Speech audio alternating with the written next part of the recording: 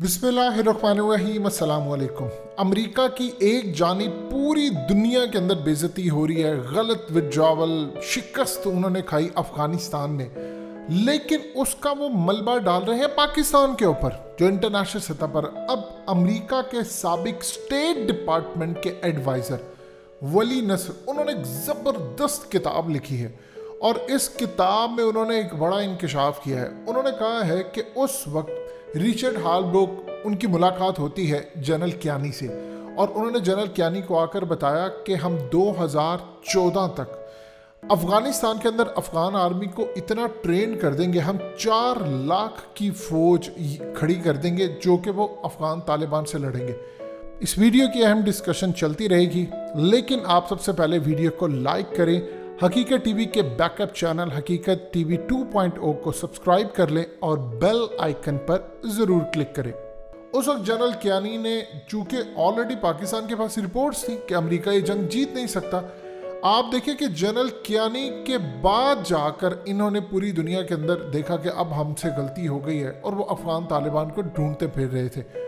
इन्होंने जनरल कियानी से बात की। जनरल कियानी ने कहा कि आप हाफ ट्रेंड आर्मी यहाँ पर छोड़कर जा रहे हैं, जैसे ही आप निकलेंगे पूरी की पूरी आपकी फौज जो आप खड़ी करके जाएंगे, क्योंकि ये हाफ ट्रेंड फौज है, ये इस काबिल नहीं है लड़ने के, आपके फौरन निकलते ये कोलैप्स कर जाएगी और आप ये जंग हार जाएंगे। और उसके बाद जो इंटरेस्टिंग सूरत हाल है कि ये पाकिस्तान को भुगतना पड़ेगा इन सब का, ये मलेशिया बन जाएंगे, जंगजू बन जाएंगे, ये दहशतगर्दों के हाथों में जाएंगे, बल्कि ये बदतरीन फोर्स बन जाएंगे और इसका खमियाजा पाकिस्तान को भुगतना पड़ेगा। लिहाजा डोंट डू इट, आप ये काम कतई ना कीजिएगा, आपके निकलते ये काम होगा। इससे बेहतर है कि आप अफगान तालिबान से बातचीत करें और यहाँ से ईजी निकलने का रास्ता अपनाएं।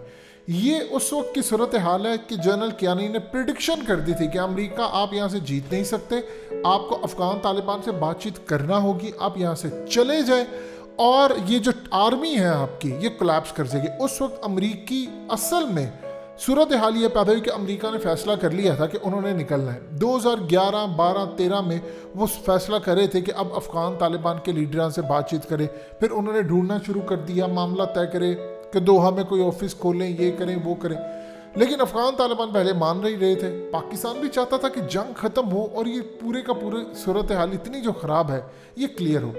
अब इसमें एक इंटरेस्टिंग सूरत हाल है कि उस वक्त इंडिया के अंदर 2014 में मोदी आ गया और मोदी के साथ आते हैं अजीत डोभाल। ये सारे का सारा बर्बाद करने का मजीद 7 साल अगर प्लान था तो वो इंडिया का था।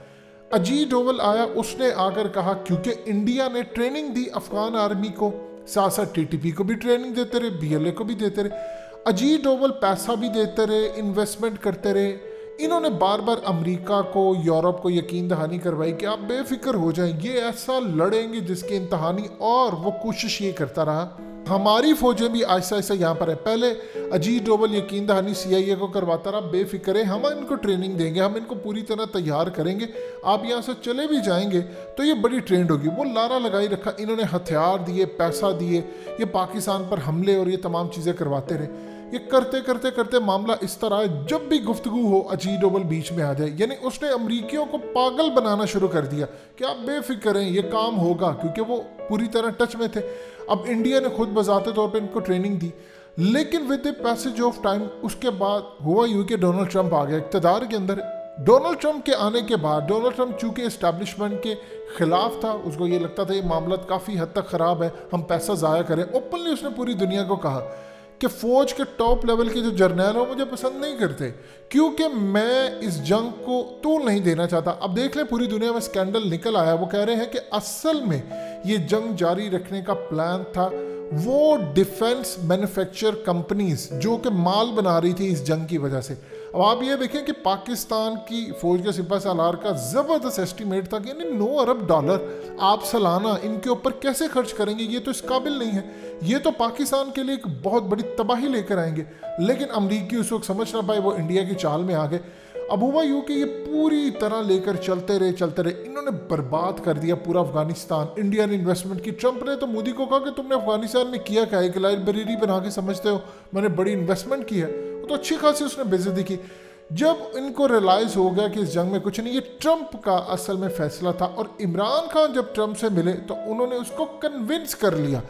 उसके बाद से लेकर पूरी कोशिश ये करते रहे किसी तरह अमरीकी यहाँ से ना निकले। फिर तालिबान से बातचीत, मुज़ाकरा, दोहा एग्रीमेंट, वो सारी चीज़ें आपको पता है। आप देखें कि एंड के ऊपर क्या हुआ। जब अशरफ गनी का मामला आया तो मोदी ने तो फ़ोन सुनने से इनकार कर दिया अशरफ गनी का। अजीत डोवल राब्ते में था। अजीत डोवल ने कहा कि मैं इसराइल से वो बातचीत कर रहे थे, इवन कि वो यूरोपियन कंट्री से बातचीत कर रहे थे कि कोई मामला तय करो। कहा गनी को तुम छोड़ के ना जाना, हम तुम्हें कुछ भेजते हैं, असलहा भेजते हैं, ये करते हैं, वो करते हैं। अब रे सारे एजेंट तो उन्होंने यहाँ से निकाले और कई उन्होंने रखे भी थे। अब इस पूरे खेल के अंदर अशरफ गनी ने जब देखा कि ऐन मौके के ऊपर मामला ख़राब है, तो फिर वो इंडिया और इसराइल की मदद से जाकर उन्होंने असाइलम ले ली यूएई के अंदर। लेकिन इशू आप देखिए, असल में अमेरिका को आखिरी 7 साल में मरवाने वाला अगर कोई शख्स था तो वो इंडिया था।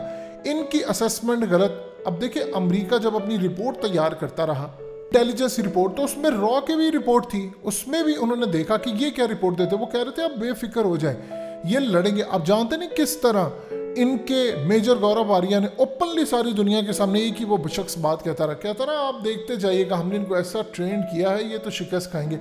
लेकिन जब अफगान तालिबान आए और उन्होंने आकर, जाहिर सी बात है उनका कॉन्फिडेंस आसमान पर था, उन्होंने अमेरिका को शिकस्त दी है, दुनिया की बड़ी ताकतों को शिकस्त दी है, इनका कोई वजूद वहाँ पर नहीं था। उन्होंने आकर जब इनको दबोचना शुरू किया तो बदतरीन तारीख के अंदर खला हमने देखने को मिला। धड़ाधड़ वो छोड़ते जा रहे थे हथियार पहन के। और अब दुनिया को समझ आई थी कि पाकिस्तान की फौज की असेसमेंट कितनी बेहतरीन थी। अमरीकी उस तकब्बुर के अंदर थे, नहीं हम नहीं मानेंगे। जनरल कियानी ने ओपनली ये बात कही कि आप यहाँ से चले जाएं, बेहतरी यही है। देखिए, पाकिस्तान का आर्मी चीफ ओपनली अगर कह दे अमेरिका को कि आप ये जंग नहीं जीत सकते, अगर 10 साल पहले अमेरिका को कह दिया जाए कि आप ये जंग नहीं जीत सकते, आज बाइडेन ने क्या बात की? बाइडेन ने कहा मुझे बताएं, आज ना मैं निकलता, मुझे 5 साल बाद में निकलना था, 10 साल बाद में निकलना था, आपको कुछ अरसे के बाद पता चलेगा जो मैंने फौजें निकालने का फैसला किया वो ठीक था। एक तरफ वो कहता ट्रंप ने मेरे हाथ बांध दिए थे मुआहदा करके, अब वो कहता है कि मैंने फैसला बिल्कुल ठीक किया है। अभी लोग मुझ पर क्रिटिसाइज कर रहे हैं, लेकिन क्या मैं आपकी अगली नस्लों को जंग में झोंकता रहता, आपके बच्चे मरने के लिए भेज देता वहां पर? क्योंकि वो नहीं हम जीत सकते थे जंग। अब ये इतराफ़ कौन कर रहा है? बाइडेन। और साथ उसने कहा कि अफगान तालिबान वादे के पाबंद हैं, जो बात उन्होंने कही है वो अब तक पूरी की है। अब अमेरिका को समझ आई है। देखिए, ऐसे नहीं कहा जाता कि अफगानिस्तान ग्रेव यार्ड है, कब्रिस्तान है दुनिया की बड़ी ताकतों का। तो इस पूरे खेल के अंदर हमें इस चीज़ को अच्छी तरह समझना है कि पाकिस्तान की असेसमेंट ठीक थी, मरवाने वाला तो इंडिया था अच्छा खासा। अजीत डोवल जैसा को ये नहीं पकड़ते जाके, जो स्टिल अभी भी कोशिश कर रहे हैं कि अहमद शाह मसूद के बेटे को जाकर हम हथियार दें, कुछ करें, वो आखिरी रेजिस्टेंस भी करते रहे। ये खेल अब इंडिया की कैपेसिटी से मुकम्मल तौर पर बाहर हो चुका है। और अमेरिका को अगर सही मायनों में किसी को पकड़ना है तो वो इंडिया को पकड़ें कि तुम लोग यहाँ पर ना जंगजू काम कर सके तुम्हारे, ना तुमने फौज को ट्रेन किया, हथियार दिए, हेलीकॉप्टर दिए, आज वो सारे का सारा सब कुछ अफगान तालिबान के हाथ में आ चुका है। तो इस पूरे खेल के अंदर हमें इस बात को अच्छी तरह समझना है कि आने वाले वक्त के अंदर इंडिया को असल में अमेरिका से अच्छी खासी ठुकाई होने को मिल सकती है, क्योंकि इंडिया रिस्पॉन्सिबल है अमेरिका को आखिरी 7-8 साल यहाँ पर फंसाने के लिए।